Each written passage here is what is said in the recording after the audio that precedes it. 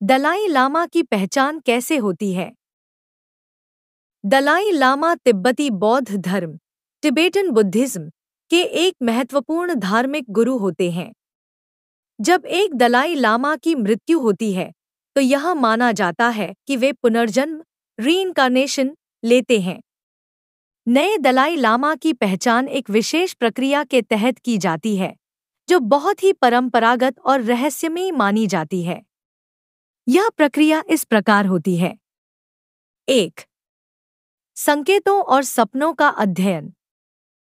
दलाई लामा के निधन के बाद वरिष्ठ लामाओं और आध्यात्मिक नेताओं को कुछ दिव्य संकेतों और सपनों का अनुभव होता है। उन्हें यह संकेत मिलता है कि नया दलाई लामा किस क्षेत्र में जन्म ले सकता है। 2. पवित्र झील ल्हामो लात्सो का दर्शन। कुछ लामा एक पवित्र झील ल्हामोलात्सो के पास जाकर ध्यान करते हैं।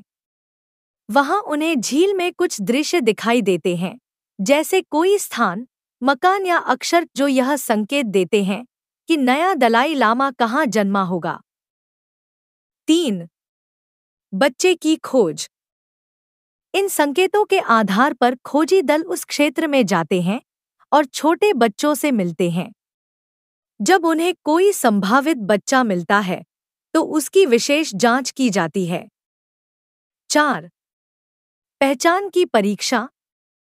बच्चे के सामने पिछले दलाई लामा की कुछ चीजें रखी जाती हैं, जैसे कपड़े, माला, किताबें, बर्तन आदि, और उन्हें कुछ सामान्य वस्तुओं में मिलाकर रखा जाता है।